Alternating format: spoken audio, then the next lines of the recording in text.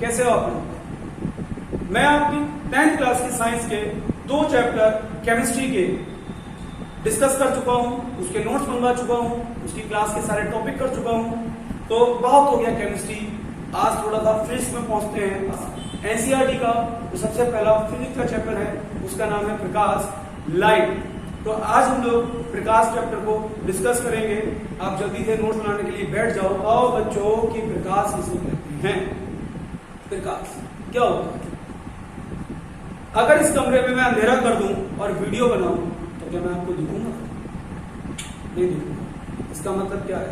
प्रकाश से हमें वस्तुएं दिखाई देती हैं। हमें जो भी वस्तुएं दिखाई दे रही है वो किसकी वजह से दिखाई दे रही है? प्रकाश की वजह से दिखाई दे रही है। तो प्रकाश क्या हुआ? प्रकाश एक ऐसा माध्यम है जो हमारे दृष्टि ज्ञान को जागृत करता है। प्रकाश के कारण ही हमें संसार में जितनी भी वस्तुएं हैं वो दिखाई देती हैं। अगर प्रकाश नहीं होता तो हम सब क्या होते? समझ जाओ, बताने की जरूरत नहीं है। और अगर प्रकाश नहीं होता तो फेयर एंड लवली वाले गोरे होने का ऐड नहीं दे रहे होते, क्योंकि जब प्रकाश ही नहीं है तो कौन गोरा कौन काला। समझ रहे हो ना कि प्रकाश क्या होता है? तो प्रकाश की परिभाषा क्या होनी चाहिए? प्रकाश वह माध्यम है, प्रकाश वह भौतिक माध्यम है जो हमारे दृष्टि ज्ञान को जागृत करता है। परिभाषा लिख लो जल्दी से। लिखूंगा नहीं मैं बोर्ड पे, आज आप लिखोगे। तो प्रकाश वह भौतिक साधन है जो हमारे दृष्टि ज्ञान को हमें दिखाता है कि वस्तुएं कैसी हैं, हमारे दृष्टि ज्ञान को जागृत करता है। और इसके अलावा जब हम प्रकाश में खड़े होते हैं तो हमें गर्मी भी लगने लगती है। तो बोल सकते हैं कि प्रकाश एक प्रकार की ऊर्जा है।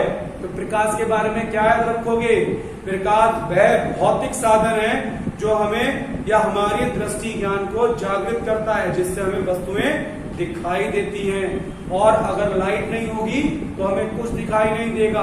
ये लिखना नहीं, केवल लिखना क्या है परिभाषा में? सुनो, प्रकाश वह भौतिक साधन है जिससे हमें वस्तुएं दिखाई देती हैं। प्रकाश एक प्रकार की ऊर्जा है। ये पूरा लिखना है। होता क्या है, मैं आपको कैसे दिख रहा हूं? अगर हम लाइट को समझें तो कैसे समझेंगे? मैं आपको कैसे दिख रहा हूं? तो हो क्या रहा है, मेरी बॉडी पर ये लाइट पड़ रही है, ये लाइट मेरी बॉडी पे पड़ रही है और पड़ने के बाद क्या हो रही है? कैमरे में जा रही है। तो जब प्रकाश मुझसे टकराएगा और टकरा के आपके नेत्र में जाएगा या कैमरे में जाएगा और उससे फिर आपके नेत्र में जाएगा, तभी मैं आपको दिखाई दूंगा। तो हमें वस्तुएं कैसे दिखाई देती हैं? वस्तुओं पे लाइट पड़ती है और लाइट पड़ने के बाद इस पेन पे लाइट पड़ रही है और लाइट पड़ने के बाद मेरी आंखों में जा रही है और ये पेन मुझे दिखाई दे रहा है। ठीक है, तो ये तो हो गया प्रकाश।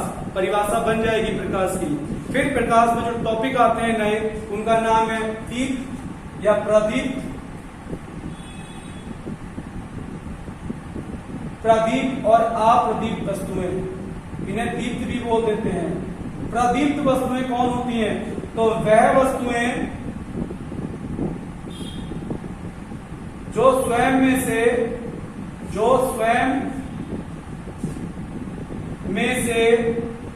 प्रकाश उत्पन्न करती हैं, प्रकाश उत्पन्न कर सकती हैं।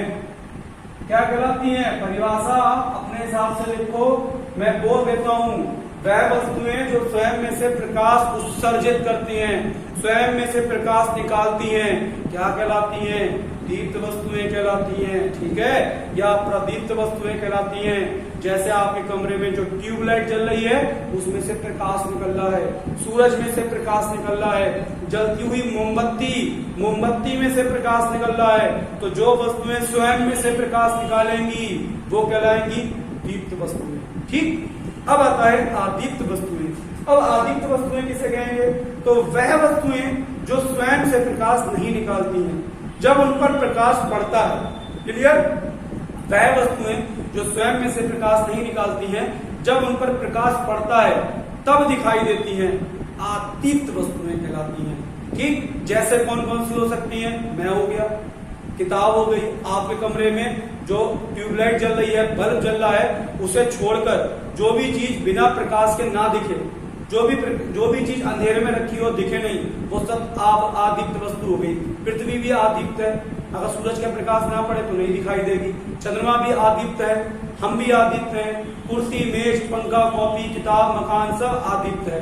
जिनमें से स्वयं में से प्रकाश निकल रहा है वही दीप्त वस्तु है। क्लियर हो गया होगा मेरे ख्याल से। अब हम लोग पढ़ेंगे, ये मैं मिटा देता हूँ, इसकी जरूरत नहीं है, आप अपना नोट्स बनाएं, मैं बोल दिया हूँ। फिर प्रकाश के गुण पढ़ेंगे। तो प्रकाश के गुण क्या होते हैं, प्रकाश के गुण क्या पढ़ेंगे हम लोग, ठीक। आदीप्त वस्तु में क्या लिखोगे, ठीक है ना, जलता हुआ बल्ब, जलता हुआ बल्ब, ट्यूबलाइट, मोमबत्ती, जलती हुई मोमबत्ती, ठीक।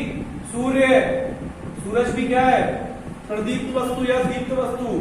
आदीप्त कौन हो गई, पुस्तक, मकान, दुकान, घर, अब मकान तो घड़ी हो गया, पुस्तक, मकान, पृथ्वी, चंद्रमा, या चंदा लिख दो, चंदा ज्यादा अच्छा लगेगा, चंदा, चंदा मामा दूर के और बिना अपने प्रकाश में, इनका कोई प्रकाश नहीं, दूर के ही है ये, सूरज का प्रकाश इन पे पड़ता है तब ये चमकते हैं। तो चंदा का कोई अपना प्रकाश नहीं है, चंद्रमा का कोई अपना प्रकाश नहीं है, ठीक है। और भी वस्तुएं अपने हिसाब से लिख सकते हो। अब अपन पढ़ेंगे प्रकाश के गुण। तो प्रकाश के गुण क्या क्या होते हैं। पहला गुण, प्रकाश सीधी रेखा। पहला क्या है, प्रकाश से वस्तु दिखाई देती है, सबसे पहला गुण तो पहला ही इंपॉर्टेंट है। तो पहला गुण क्या हो गया, प्रकाश से हमें वस्तुएं दिखाई देती हैं, ठीक है भाई। दूसरा गुण क्या हो गया, प्रकाश क्या करता है, प्रकाश सीधी रेखा में चलता है, प्रकाश सीधी रेखा में चलता है। अब तुमसे कोई बोले कि भाई प्रकाश सीधी रेखा में चलता है, ये कैसे बताओगे। भाई किसी ने भी पूछ लिया कि प्रकाश सीधी रेखा में कैसे चलता है, तो क्या करो, एक पाइप ले लो लंबा सा, उस पाइप में इधर मोमबत्ती जलाओ। मेरे हाथ में मान लो एक क्या है, लाइट वाला पाइप है प्लास्टिक का, और उस प्लास्टिक के पाइप में मैं क्या कर रहा हूँ, मोमबत्ती जलाऊं यहाँ पर, और ऐसे देखो। तो जब ऐसे रखूंगा तो मोमबत्ती की जो लौ है वो मुझे दिखेगी। और अगर मैं उस पाइप को मोड़ लूं, ऐसे कर दूं, ऐसे कर दूं, तो यहाँ पर मोमबत्ती रख दूं। अगर मैं यहाँ पर मोमबत्ती रखूं और यहाँ से देखूं पाइप मेरा टेढ़ा है, तो मुझे मोमबत्ती की लौ दिखाई नहीं देगी।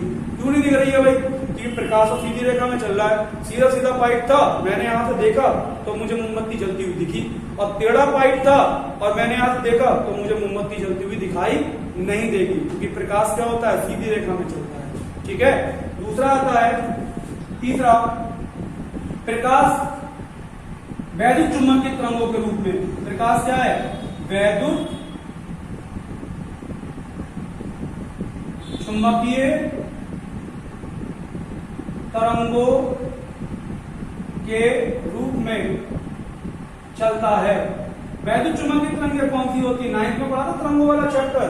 जिन तरंगों को चलने के लिए किसी माध्यम की जरूरत नहीं होती है, जहां तक इनकी स्पीड होगी जा सकती है, वहां तक अपने आप जाएंगी।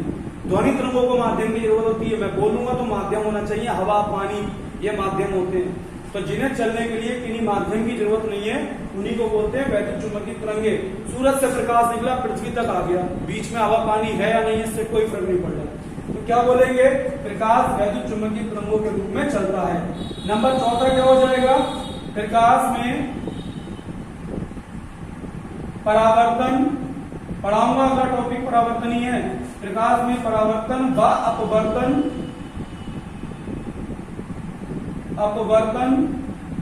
का गुण होता है। अब ये अपवर्तन और परावर्तन क्या है, ये नेक्स्ट टॉपिक है हमारे। हमें नेक्स्ट टॉपिक पढ़ने हैं कि प्रकाश का परावर्तन किसे कहते हैं और प्रकाश का अपवर्तन किसे कहते हैं। तो आज इतना ही नोट्स बनाओ, अगली क्लास में प्रकाश का परावर्तन और परावर्तन के नियम हम लोग पढ़ेंगे।